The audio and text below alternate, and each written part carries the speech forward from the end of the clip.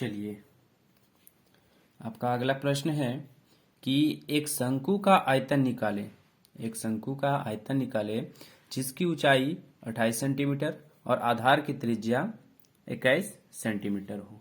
तो सबसे पहले एक शंकु है ना, जिसकी ऊंचाई 28 सेंटीमीटर और इसकी त्रिज्या जो है वो दिया हुआ है r बराबर 21 सेंटीमीटर।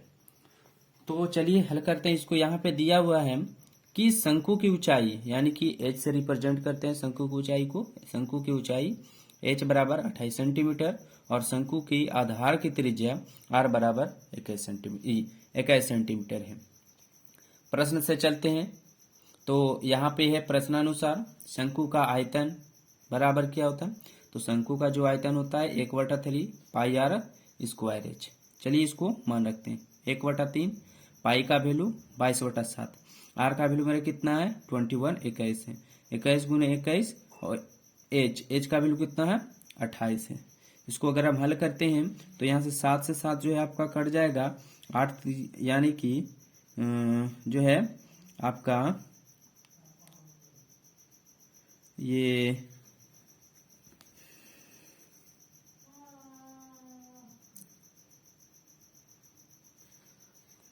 जी, चलिए ये जो है 3 सतह 21 और 7 28, यानी कि आपका जो बचा 22 गुने 21 गुने 28। अगर आप सेंटीमीटर में सेंटीमीटर से गुना करेंगे तो आपका हो जाएगा सेंटीमीटर स्क्वायर क्यूब, है ना, क्योंकि शंकु का आयतन है।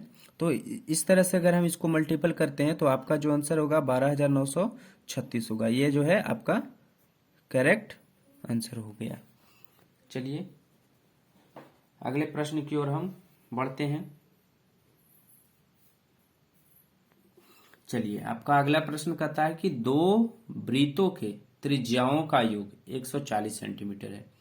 दो वृत्त है, उसकी त्रिज्याओं का योग 140 सेंटीमीटर है और परिधि का अंतर कहने का मतलब कि दो त्रिज्या है तो सही से बात है कि दो परिधि भी होगा। दो परिधियों का अंतर 88 सेंटीमीटर है तो इसकी त्रिज्या ज्ञात करना है। जी, चलिए इसको हल करते हैं। चलिए जैसा कि आप देख रहे हैं कि यहाँ पे दिया हुआ है दो वृत्त की त्रिज्या है। माना पहले वृत्त की त्रिज्या r1 और दूसरे वृत्त की त्रिज्या r2। यहाँ पे बोल रहा है दो वृत्तों के त्रिज्याओं का योग। तो मान लेते हैं कि माना कि पहली वृत्त की त्रिज्या r1 तथा दूसरे वृत्त की त्रिज्या r2 है। तो दोनों का योग यानी कि पहले वृत्त की त्रिज्या और दूसरी वृत्त की त्रिज्या, दोनों वृत्त की त्रिज्याओं का योग 140 सेंटीमीटर है। चलिए इसको हम इक्वेशन फर्स्ट मान लेते हैं। अब कहता है कि दो परिधियों का अंतर 88 सेंटीमीटर है। तो परिधि जो होता है, वृत्त का परिधि 2 पाई r होता है। चूंकि यहाँ पे दो वृत्त है तो हमने त्रिज्या मान रखी है, एक r1 है एक r2 है। तो इसका जो परिधि होगा 2 पाई r1 माइनस 2 पाई r2 बराबर 88 सेंटीमीटर।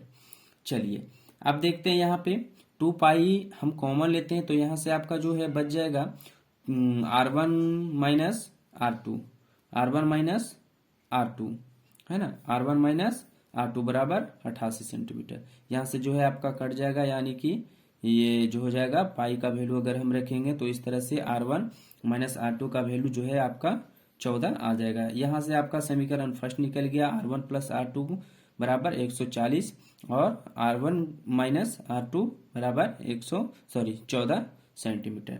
तो इस तरह से यहाँ से जो है आपका r1 और r2 का वैल्यू निकल जाएगा। तो इसको हम हल करते हैं, देखते हैं। चलिए अब यहाँ से हम करते क्या हैं कि ये जो दिया हुआ है समीकरण फर्स्ट और समीकरण सेकंड को हम जोड़ देते हैं। तो समीकरण फर्स्ट और सेकंड को जोड़ते हैं तो यहाँ से जो है r2 जो है वो कट जाएगा आपका, प्लस माइनस जो है आपका कट जाएगा। 2r1 बराबर कितना बच जाएगा 154 सेंटीमीटर। तो r1 का जो वैल्यू होगा वो हो जाएगा आपका 77 यानी कि 77 सेंटीमीटर। अब यहाँ से अगर हम समीकरण फर्स्ट से चलते हैं तो समीकरण फर्स्ट में r1 का अगर हम वैल्यू रखते हैं तो यहाँ से जो है r2 का वैल्यू आपका 63 सेंटीमीटर हो जाएगा। यानी कि ये कह सकते हैं कि दो वृत्त की जो त्रिज्या होगी वो एक त्रिज्या होगा आपका 77 सेंटीमीटर और दूसरे वृत्त की जो त्रिज्या होगा वो होगा आपका 63 सेंटीमीटर। चलिए तो आगे प्रश्न की ओर चलते हैं हम। ये प्रश्न कहता है मान निकालना है इसको, यानी कि जो कह रहा है कि 2 tan² 45 degree plus cos square 30 degree minus sine square 60 degree, है ना। ये आपका तभी बनेगा जब तक आपका मान पता ना हो। जब तक मान आपको पता नहीं रहेगा तब तक ये मैथ आपसे नहीं बन पाएगा, है ना। तो ये जो है मान से आपको जो है 1 से 2 नंबर आपको यहाँ पे आपको फार्मूला में देखने को मिलेगी, है ना। तो मान से जो है वो मान बहुत जरूरी, मान आप याद रखें तो आपके लिए बहुत अच्छा है। चलिए हम देखते हैं, इसको हल करते हैं। ये 2 tan² 45 डिग्री, यानी कि 45 डिग्री का जो मान होता है 1 होता है, 1 की स्क्वायर। चलिए प्लस cos 30 डिग्री, यानी कि cos 30 का वैल्यू होता है √3/2, √3/2 का whole square minus sine square 60 degree, तो साइन 60 डिग्री का वैल्यू होता है √3/2, इसका स्क्वायर कर देते हैं। चलिए तो यहाँ से 2 गुने 1, 1 का स्क्वायर 1 होगा, प्लस ये स्क्वायर से रूट जो होगा खत्म हो जाएगा तो बचेगा 3/4, यहाँ से भी वही होगा 3/4। तो ये देख रहे हैं कि ये दोनों जो है वो प्लस माइनस है, ये दोनों आपका क्या होगा, कट जाएगा, यानी कि जो ये होगा ये आंसर आपका 2 करेक्ट होगा। हम ये जो प्रश्न है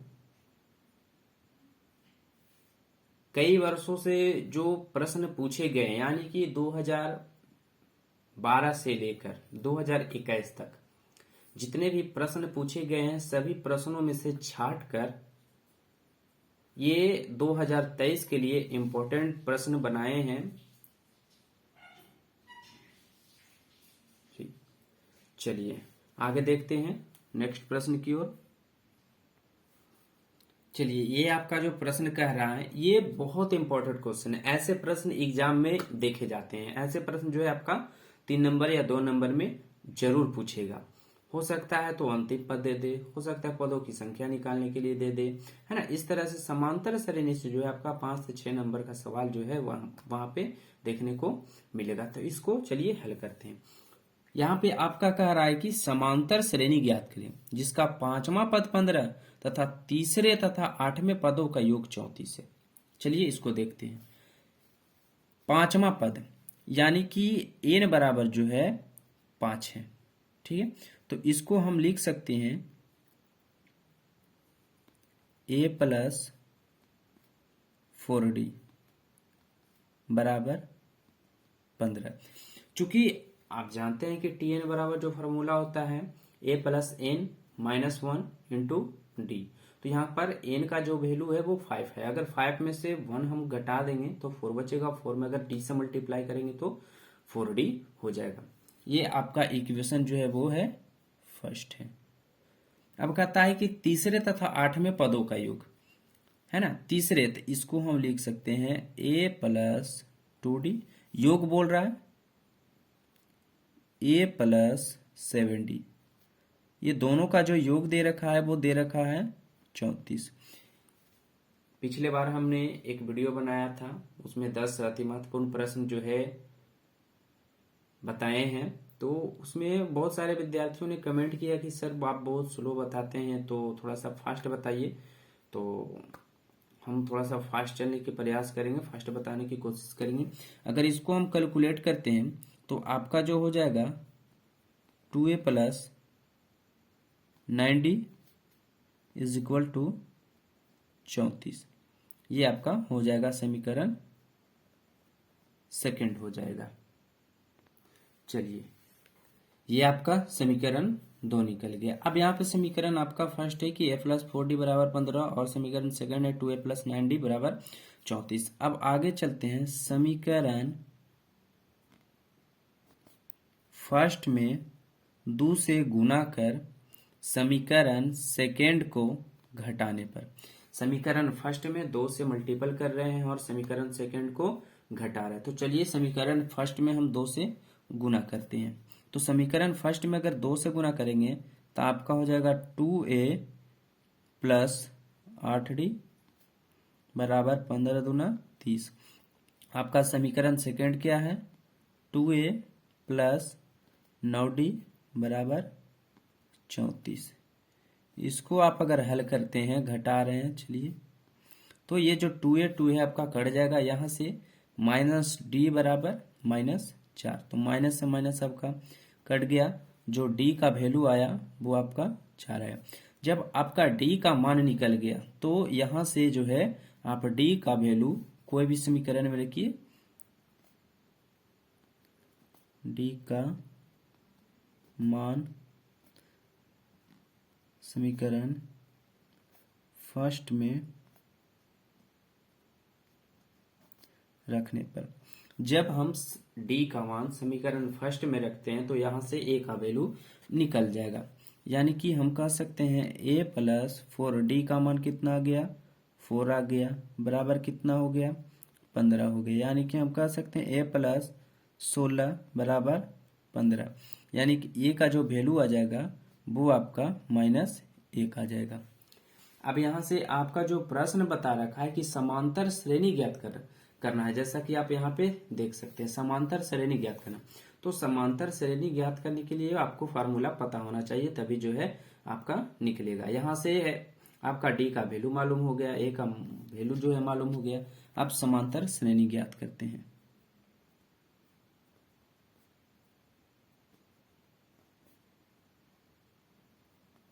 समांतर श्रेणी जो है वो आपका क्या होता है, जब ए और डी का वैल्यू मालूम हो तो समांतर श्रेणी निकालने के लिए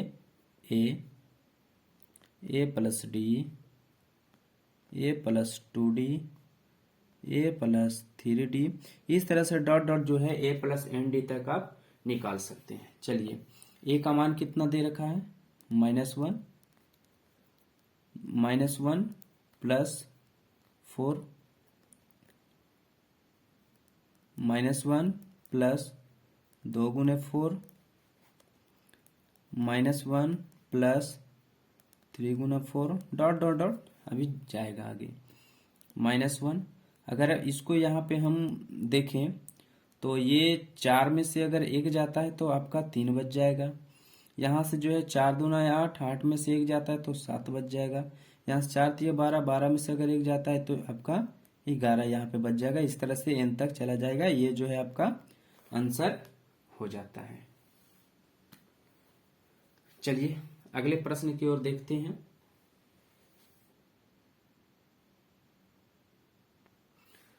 चलिए आपका अगला जो प्रश्न है वो कहता है कि दो संख्याओं का मसा 145 है। दो संख्या है, उसका जो HCF दे रखा है, हाईएस्ट कॉमन फैक्टर HCF 145, और लसा जो है वो है 2175 दे रखा है ना। यानी कि दो संख्या है जिसका मस है 145 और लघुत्तम LCM लेंथ कॉमन फैक्टर जो LCM दे रखा है ना, वो 2175 है। अब कहता है कि यदि एक संख्या 725 है तो दूसरी संख्या ज्ञात करें, है ना। इससे भी आपको प्रश्न जो है एग्जाम में पूछे जाते हैं, है ना। अगर आपने अभी तक हमारे वीडियो को सब्सक्राइब नहीं किए हैं तो जरूर से जरूर सब्सक्राइब कर दें, क्योंकि इस तरह से आने वाले जो प्रश्न होंगे वो आपके फोन तक जा सके। चलिए यहां से हम इसको हल करते हैं।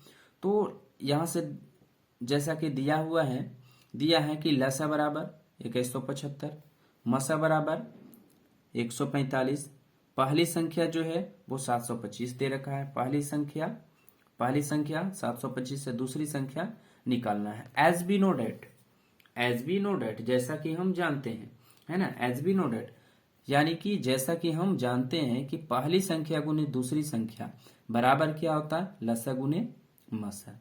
यानी कि पहली संख्या और दूसरी संख्या, पहली संख्या गुने दूसरी संख्या बराबर लसा गुने मसा। तो यहां से अगर दूसरी संख्या हमको निकालना था, दूसरी संख्या बराबर क्या हो जाएगा, लसा गुने मसा बटा पहली संख्या।